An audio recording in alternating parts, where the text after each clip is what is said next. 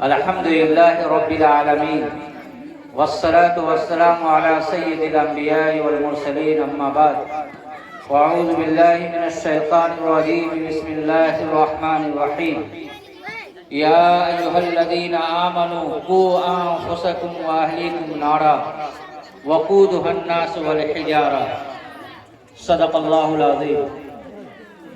حضرات گرامی، بزرگان محترم، اس باوقار مجلس کے باوقار صدر عالی قدر مدرسہ رحمانیہ سپول کے قائم مقام پرنسپل حضرت مولانا نظام الدین عادل قاسمی صاحب دامت برکاتہم العالیہ اور اس خوبصورت اجلاس کی نظامت فرما رہے ہمارے رفیق کار حضرت مولانا مفتی عبدالقادر صاحب قاسمی، استاد مدرسہ رحمانیہ سپول حضرت مولانا مظفر حسین صاحب، اور اس بزم کے اس مجلس کے روح رواں جناب بھائی محمود عالم صاحب اور دیگر گاؤں کے ایک ایک مرد و عورت، آپ تمام حضرات شکریہ کے مستحق ہیں کہ آپ نے یہ دینی مجلس منعقد کیا ہے۔ اللہ رب العزت اس کا اچھا بدلہ عنایت فرمائے۔ حضرات گرامی، بزرگان محترم، چند منٹ کی گفتگو کے اندر میں چند باتوں کی طرف توجہ دلانا چاہتا ہوں۔ پہلی بات تو یہ کہ آپ اپنی آنکھوں کے سامنے یہ بینر دیکھ رہے ہیں، جامعہ عائشہ للبنات۔ اس کی نسبت بڑی اونچی ہے، چاہے ہماری معلمہ کا نام ہی عائشہ کیوں نہ ہو، لیکن ظاہر ہے اس کی نسبت دراصل حضرت عائشہ صدیقہ رضی اللہ تعالی عنہ کی طرف ہے، جو آپ صلی اللہ علیہ وسلم کی چہیتی لاڈلی بیوی ہیں اور امت مسلمہ کی ماں ہے، اور ہماری اور آپ کی بلکہ پوری امت کی ماں ہے، جسے ام المومنین کہا جاتا ہے۔ ان کی طرف یہ عظیم نسبت جاتی ہے۔ آپ کو معلوم ہے کہ اللہ رب العزت نے خاص طور پر اس امت مسلمہ کے اندر 3 عورتوں کو خاص مقام عطا فرمایا ہے۔ اس میں سے ایک حضرت خدیجہ ہے، دوسرے حضرت عائشہ ہیں، اور تیسری حضرت فاطمہ ہے، اور دیگر امم میں حضرت مریم کا نام بھی آتا ہے، اور فرعون کی بیوی حضرت آسیہ کا نام بھی آتا ہے۔ کیونکہ یہ مجلس اور یہ جامعہ عائشہ ہے، جو عظیم نسبت یہ جامعہ رکھتا ہے، اس لیے ہمیں اس مناسبت سے کچھ اہم باتیں ہمیں عرض کرنی ہے۔ اللہ تعالیٰ نے قرآن کریم میں یہ ارشاد فرمایا ہے، یَهَبُ لِمَن یَشَاءُ إِنَاثًا وَیَهَبُ لِمَن یَشَاءُ الذُّکُورَ، کہ اللہ تعالیٰ جس کو چاہتے ہیں لڑکیاں دیتے ہیں، جس کو چاہتے ہیں اللہ تعالیٰ لڑکا ہی لڑکا دیتے ہیں، اور یُزَوِّجُهُمْ ذُکْرَانًا وَإِنَاثًا، اور بعض لوگ ایسے ہیں کہ جن کو اللہ تعالیٰ لڑکا اور لڑکی دونوں عنایت فرماتے ہیں، وَيَجْعَلُ مَن يَشَاءُ عَقِيمًا، اور بعض لوگ ایسے ہیں جس کو اللہ تعالیٰ بانجھ بنا دیتے ہیں، جس کو کوئی اولاد نہیں دیتے ہیں۔ اللہ رب العزت نے پہلے بچیوں کا تذکرہ کیا ہے، عورتوں کا تذکرہ کیا ہے۔ اس لیے ایک صحابی رسول یہ فرماتے ہیں، جس کے پیٹ سے، جس کے بطن سے پہلی اولاد لڑکی کی شکل میں ہو، وہ لڑکی خوش نصیب ہوتی ہے، سعادت مند ہوتی ہے۔ اس لیے کہ اللہ رب العزت نے اولاد میں پہلے لڑکیوں کا تذکرہ کیا ہے اور پھر لڑکوں کا تذکرہ کیا ہے۔ لڑکا ہو یا لڑکی ہو، اولاد چاہے جس شکل میں ہو، یہ اللہ رب العزت کی بہت بڑی نعمت ہے، اور اس نعمت کی قدر یہ ہے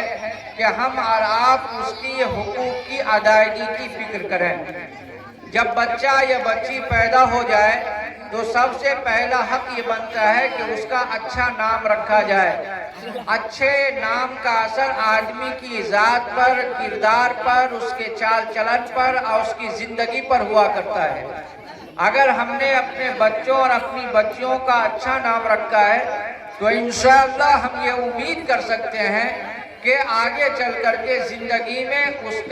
اس کا اچھا برتاؤ ہمارے ساتھ ہوگا۔ لیکن آج معاملہ بڑا عجیب ہے، پڑھا لکھا علاقہ ہے، لوگ یہ سوچتے ہیں کہ ہم گوگل کی دنیا سے، نیٹ کی دنیا سے اپنے بچوں اور اپنی بچیوں کا نام رکھیں، اور کبھی کبھی ایسا بے معنی نام رکھتے ہیں جس کی وجہ سے وہ نام اچھا نہیں ہوتا ہے اور اس کا کردار بھی اچھا نہیں ہوا کرتا۔ تو ہر ماں باپ کے اوپر پہلی ذمہ داری یہ بنتی ہے کہ اپنے بچوں اور اپنی بچیوں کا اچھا نام رکھا جائے۔ ہمارے اور آپ کے نبی جناب محمد رسول اللہ صلی اللہ علیہ وسلم نے یہ ارشاد فرمایا، ان احب الاسماء عند اللہ عبد اللہ و عبد الرحمن، سب سے بہترین پسندیدہ نام اللہ کے نزدیک عبد اللہ اور عبد الرحمن ہے۔ اس لیے بھائیوں، سب سے پہلی ذمہ داری ہر ماں باپ کے اوپر یہ ہے کہ اپنے بچے اور اپنی بچیوں کا اچھا نام رکھا جائے، اپنے علماء سے مل کر، اپنے ائمہ سے مل کر، اپنے بزرگوں سے مشورہ کر کے اچھا نام، بامعنی نام رکھا جائے۔ دوسری ذمہ داری ہر ماں باپ کے اوپر، ہر گارجین کے اوپر یہ ہوتی ہے کہ اپنی اولاد کی اچھی تعلیم و تربیت کا انتظام کیا جائے۔ اگر ہم نے اپنے اولاد کی اچھی تعلیم و تربیت کا انتظام کیا تو یاد رکھیے کہ کل اللہ کے نزدیک ہم سرخرو ہوں گے، کامیاب ہوں گے۔ اور اگر ہم نے اپنے اولاد کی تعلیم و تربیت کا انتظام نہیں کیا تو یاد رکھیے کہ کل قیامت میں اللہ تبارک تعالی ہم سے پوچھ گچھ کریں گے، اور اللہ کی پوچھ گچھ سے اور اللہ کی مسئولیت سے ہم بچ نہیں سکیں گے۔ اس لیے ہر گارجین کی صرف یہ ذمہ داری نہیں ہوتی ہے کہ صرف ہم اپنے بچوں کو اچھا کپڑا پہنا دیں، اچھا کھلا دیں، اچھا گھر مکان میں اسے سلا دیں، صرف یہی ذمہ داری نہیں ہوتی ہے، بلکہ اس کی سب سے بڑی ذمہ داری یہ ہوتی ہے کہ اس کی اچھی تعلیم و تربیت کا انتظام کیا جائے۔ تعلیم کے ساتھ ساتھ تربیت بھی ہے۔ آج تعلیم کے ساتھ ساتھ تعلیمی سروے کے مطابق آج جو کالج کی تعلیم یا اسکول کی تعلیم یا یونیورسٹی کی تعلیم ہے، آج وہ یہ بات ماننے پر مجبور ہے کہ تعلیم تو عام ہو چکی ہے لیکن اخلاقی گراوٹ ہو چکی ہے۔ لوگوں سے ملنا جلنا مشکل ہو چکا ہے، اپنے اخلاق سے، اپنے کردار سے لوگ پڑھے لکھے لوگ بھی عاری ہو چکے ہیں۔ اس لیے تعلیم کے ساتھ ساتھ تربیت ضروری ہے، اور تعلیم کے ساتھ اگر تربیت ہوگی تب وہ انسان کہلائے گا، اچھا مسلمان کہلائے گا، اچھا مومن کہلائے گا، اور وہ اپنے ملک اور اپنے ملت کی اچھی خدمات انجام دے سکتا ہے۔ اس لیے بھائیوں، بزرگوں اور دوستوں، یہ اچھی تعلیم و تربیت آپ کو کہاں سے ملے گی؟ سب سے پہلا مدرسہ، سب سے پہلا مکتب اگر اولاد کے لیے اگر کوئی ہے تو وہ ماں کی گود ہے۔ آج ماں کی گود میں آپ نے بہت ساری ماؤں کا، بہت ساری بہنوں کا آپ نے تذکرہ سنا ہوگا کہ بعض مائیں ایسی گزری ہیں جو باوضو ہو کر کے اپنے بچوں کو دودھ پلایا کرتی تھی۔ بعض مائیں ایسی گزری ہے کہ جب تک قرآن کی تلاوت نہیں کرتی تھی اس وقت تک اپنے بچوں کو دودھ نہیں پلایا کرتی تھی۔ علماء کرام نے تو یہاں تک لکھا ہے کہ اگر بچہ پیٹ میں پرورش پا رہا ہو تو اس وقت بھی ماں باپ کو پوری احتیاط کے ساتھ زندگی گزارنی چاہیے، کیونکہ اس وقت جو بچہ کا حص ہوتا ہے وہ جگا ہوا ہوتا ہے، اور ماں کے پیٹ کا بچہ بھی اپنے ماں باپ کے اثرات کو قبول کرتا ہے۔ اگر ماں باپ کوئی اچھا کام کرتے ہیں تو بچے کے اوپر اچھائی کا اثر ہوتا ہے، اور اگر وہ کوئی برائی اور گناہ کا کام اگر کرتے ہیں،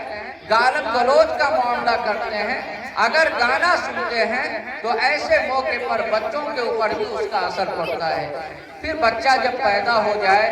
دودھ پینے لگے، دودھ پینے کے بعد جب آگے کی زندگی گزارے تو وہ تو ایک دم بالکل صاف ستھرا اس کا ذہن ہوتا ہے۔ ہم جیسا ماحول دیں گے اسی ماحول میں وہ پلے گا، بڑھے گا، نشو و نما پائے گا۔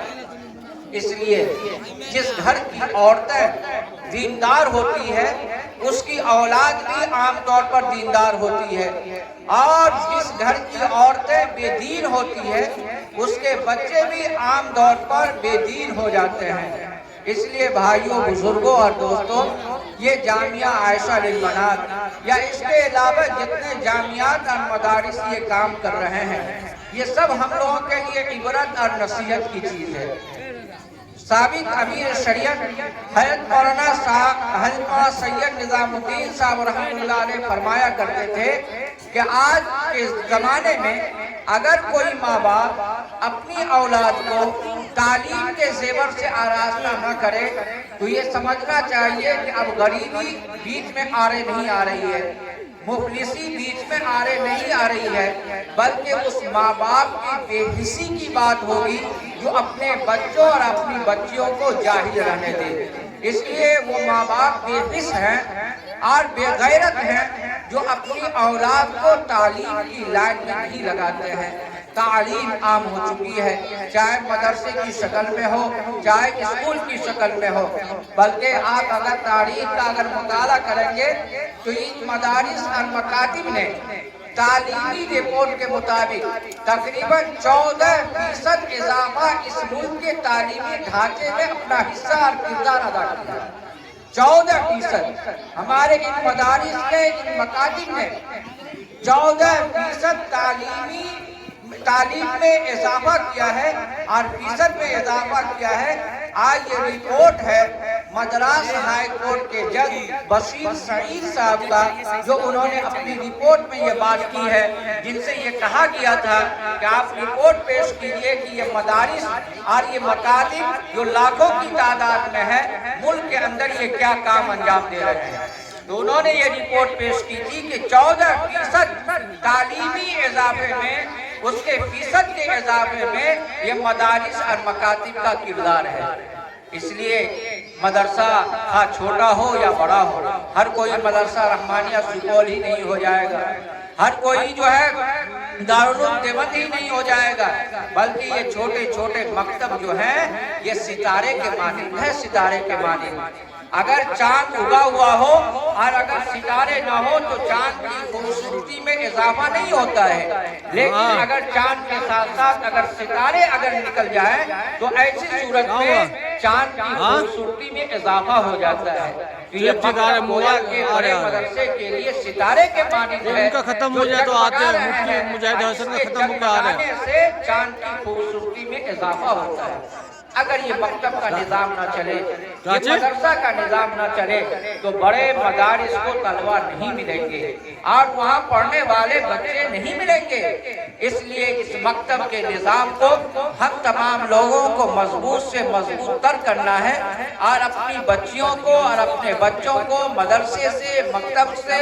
بنیادی دینی تعلیم کے لیے شروع میں لگانا، یہ ہر ماں باپ کے اوپر تعلیم و تربیت کے اعتبار سے فرض عین کا درجہ رکھتا ہے کہ ہم نے اگر اپنے بچوں کو اتنی تعلیم نہ دی جس سے وہ دین و ایمان کو سمجھ سکے، جس سے حلال و حرام کی تمیز کر سکے، جس سے جنت و جہنم کو جان سکے، اگر کوئی گارڈین اتنی تعلیم نہیں دیتے ہیں تو یاد رکھیے کہ وہ والدین بے غیرت ہیں اور جو اپنی ذمہ داری نہیں نبھا رہے ہیں۔ اس لیے جامعہ عائشہ کے بینر سے آپ یہ پیغام لے کر کے جائیں، آپ روکھا کھائیں، سوکھا کھائیں، لیکن اپنے لڑکوں کو بچہ مزدوری میں شہروں میں بھیج کر کے بچے کی کمائی کھا کر کے یہاں عیش نہ کرے۔ آج بڑا المیہ ہے کہ بچہ تھوڑا سا بڑا ہوا، 10 سال 12 سال کا ہوا، ہم زری کے کارخانے میں بھیج دیتے ہیں اور دوسری کمپنیوں کے نوکر بنا دیتے ہیں اور ماں باپ یہاں آرام سے اس کے کمائے ہوئے پیسے کو کھاتے ہیں۔ اس سے بڑھ کر کے بے غیرتی اور بے حسی کی بات کیا ہو سکتی ہے؟ اس لیے سب سے دوسری اہم ذمہ داری ہر ماں باپ کے اوپر یہ ہے کہ اس کی اچھی تعلیم و تربیت کا انتظام کرے۔ تربیت کے بعد میں ایک بات کا مزید اس کے طرف توجہ دیجیے کہ اگر ہم نے اپنے لڑکوں کو، اپنی لڑکیوں کو، اپنی بیٹیوں کو، اپنی بیویوں کو اگر ہم نے موبائل دے رکھا ہے تو اس موبائل پر نگرانی ملے، اس موبائل کے بارے میں جانچ پڑتال بھی کیجیے کہ اس موبائل کا صحیح استعمال ہو رہا ہے یا غلط استعمال ہو رہا ہے۔ اس موبائل میں ایسا جو نہیں ہے کہ کوئی غلط چیز ڈاؤن لوڈ کی جا رہی ہے اور وہ ڈاؤن لوڈ کر کے گانا سنا جا رہا ہے، فلمیں دیکھی جا رہی ہے۔ آپ نے دیکھا کہ لاک ڈاؤن کے زمانے میں لاک ڈاؤن کے فوائد میں سے ایک اہم فائدہ یہ ہوا تھا الحمدللہ کہ علاقے میں یا شہروں میں جو سنیما گھر تھا وہ بند ہو گیا۔ آپ جانتے ہیں کہ خود سپول کے اندر 2 سنیما گھر تھا جو لاک ڈاؤن کی نظر ہو گیا اور الحمدللہ وہ بند ہو گیا، لیکن سنیما گھر اب نئی شکل میں آ چکا ہے، ہر گھر میں نہیں بلکہ ہر ہاتھ میں آ چکا ہے۔ آج وہ بڑے موبائل کی شکل میں ہے، بڑے موبائل کے اندر آپ اچھائی بھی اس سے سیکھ سکتے ہیں اور اس سے آپ برائی بھی کر سکتے ہیں اور اس کے ذریعے سے گناہ بھی آپ کما سکتے ہیں۔ اس لیے ضرورت اس بات کی ہے کہ ہماری بچیاں بگڑ رہی ہیں، ہمارے بچے بگڑ رہے ہیں۔ آج ہماری نوجوان نسلوں کو 12 بجے 1 بجے 2 بجے جا کر کے نیند آتی ہے، اس وقت اپنے بستروں پر موبائل کا غلط استعمال، موبائل کا بیجا استعمال کر کے اپنی نیند کو برباد کرتے ہیں اور اپنی زندگی کو بھی برباد کرتے ہیں۔ اس لیے ہر ماں باپ کی یہ ذمہ داری بنتی ہے۔ اللہ تعالیٰ نے خود ارشاد فرمایا ہے کہ اے ایمان والو، اپنے آپ کو اور اپنے گھر والوں کو جہنم کی آگ سے بچاؤ جس کا ایندھن انسان اور پتھر ہوگا۔ تو کیا صرف ہم نے یہی ذمہ داری سمجھی ہے کہ اچھا کپڑا پہنا دیں گے، اچھا کھانا کھلا دیں گے، اچھا گوشت مچھلی ہم کا انتظام کر کے ہم کھلا دیں گے؟ صرف ہر ماں باپ کی یہی ذمہ داری بھائیوں نہیں ہے، بلکہ اچھی تعلیم و تربیت کا انتظام کرنا، اس کے موبائل کے اوپر نگرانی رکھنا، یہ ہم تمام لوگوں کی ایمانی اور اخلاقی ذمہ داری ہے۔ تیسری اہم ذمہ داری یہ ہے کہ لڑکا اور لڑکی جب بالغ اور بالغہ ہو جائے تو بغیر کسی تاخیر کے اس کا نکاح کرا دیا جائے جب مناسب رشتہ مل جائے۔ آج کل لڑکوں کی شادی میں ہو یا لڑکیوں کی شادی میں ہو، بیجا رسوم و رواج کی وجہ سے ہم نے نکاح کو مہنگا بنا دیا،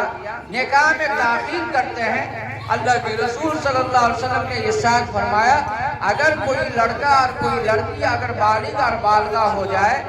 اور وقت پر اگر اس کا رشتہ اور نکاح نہ کیا جائے تو اگر کسی گناہ کے اندر اگر وہ ملوث ہوتے ہیں تو اس گناہ کا وبال ان کے والدین کے اوپر بھی پڑتا ہے۔ اس لیے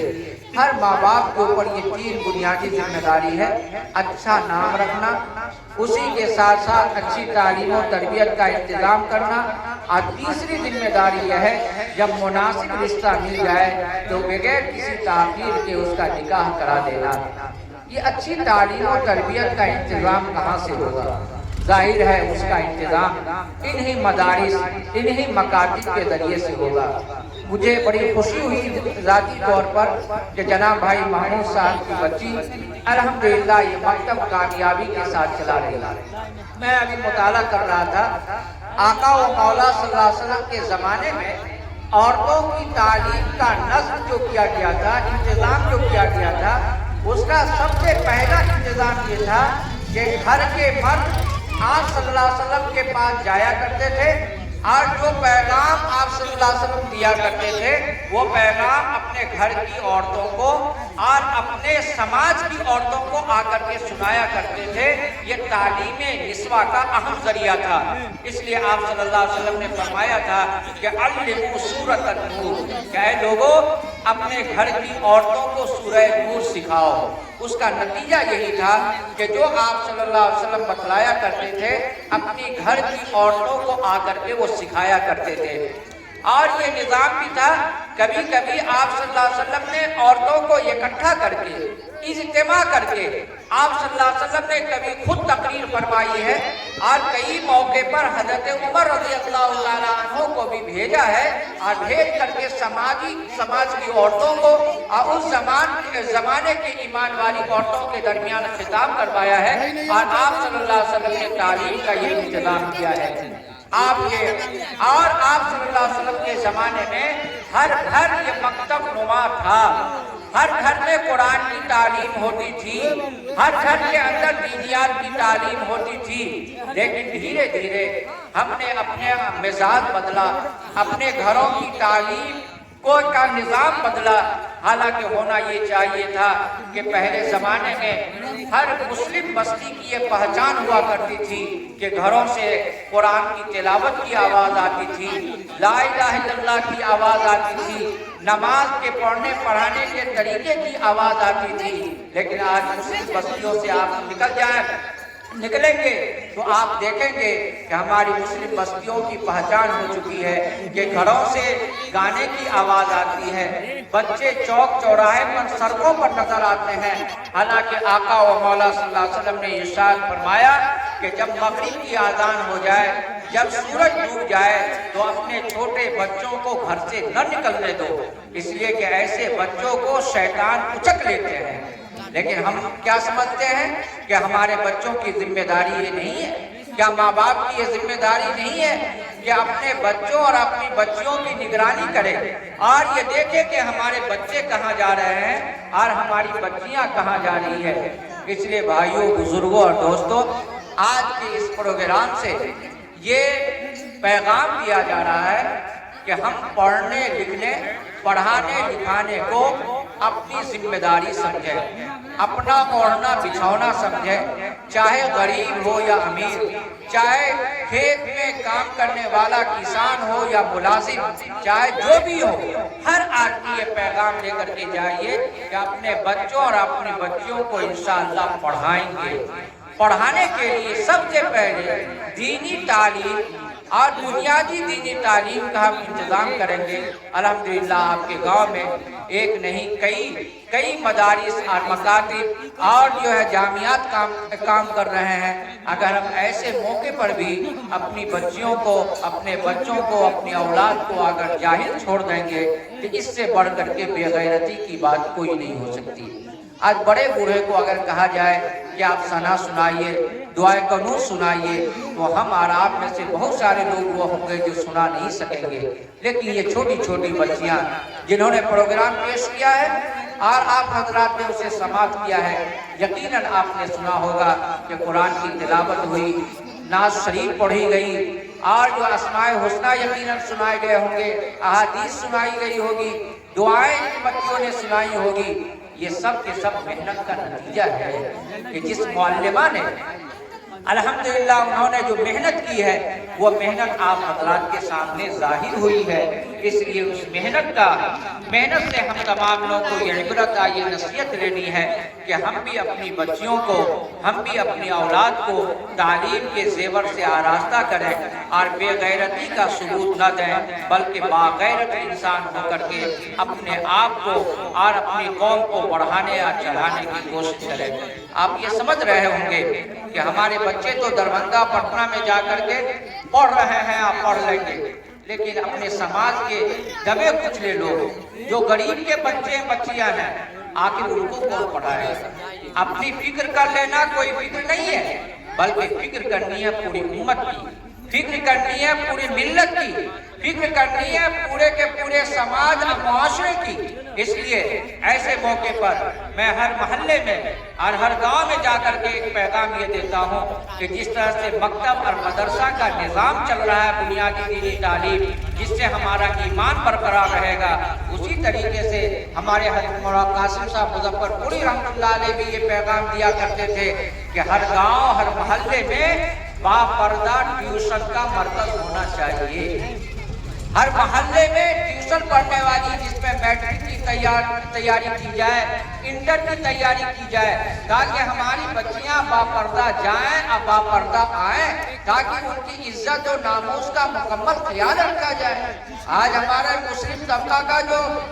یہ ٹیچر حضرات ہے، اللہ ماشاءاللہ سب کے بارے میں تو نہیں کہا جا سکتا، لیکن عام طور پر یہ مثال ہے کہ برادران وطن کا جو ٹیچر ہوگا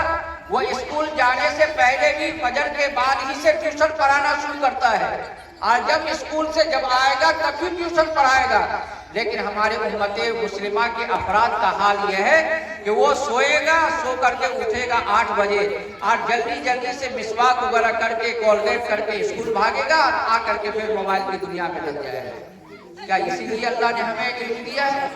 اسی لیے اللہ نے ہمیں تعلیم دی ہے، اسی لیے ہم کو اللہ نے ماسٹر بنایا ہے، مفتی اور مولانا بنایا ہے، بلکہ ہمارے علم سے ہم کو بھی فائدہ پہنچنا چاہیے اور ہمارے سماج اور معاشرے کو بھی فائدہ پہنچنا چاہیے۔ اس لیے بڑے ہی ادب کے ساتھ آپ حضرات سے میں یہ درخواست کرتا ہوں کہ جس طرح سے الحمدللہ مکتبہ مدرسے کا نظام باضابطہ چل رہا ہے، بلکہ مکتب کے اندر الحمدللہ اس بات کی کوشش کی جا رہی ہے کہ ایک ٹیچر کو رکھا جاتا ہے جو تیاری کرا سکے۔ اگر اس سلسلے میں آپ حضرات کو کوئی تعاون کی ضرورت ہو تو ضرور تعاون کیجیے اور اپنی بچیوں کو باپردہ پڑھائیے، ورنہ آئے دن حالات آ رہے ہیں۔ اگر ہمارے گاؤں میں یا ہماری بستی میں اس طرح کی شکایت اگر نہیں آئی ہے، اللہ نہ کرے کہ آئے، لیکن آزو بازو میں بغل میں یہ شکایتیں بہت آ رہی ہے کہ ہم نے اپنی بہنوں اور اپنی بیٹیوں کی، بہت ساری بیٹیوں کی عزت و ناموس کو اپنے خطرے میں ڈال دیا ہے، بلکہ ایمان کو خطرے میں ڈال دیا ہے۔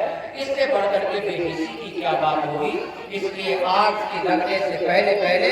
آگ کے بجھانے کا انتظام ہمیں کر لینا چاہیے، تاکہ وہ آگ ہماری بستی میں نہ آئے اور اس کی چنگاری ہمارے گاؤں میں نہ آئے۔ اس لیے یہ بھی پیغام لے کر کے جائیے کہ جو پڑھانے والے باصلاحیت ٹیچر ہیں، ان کی یہ ذمہ داری ہے کہ آپ ٹیوشن کا مرکز اپنے محلے میں باپردہ قائم کیجئے اور اپنی بچیوں کو اور اپنے بچوں کو پڑھائیے۔ یہ بھی امت مسلمہ کے لیے ابھی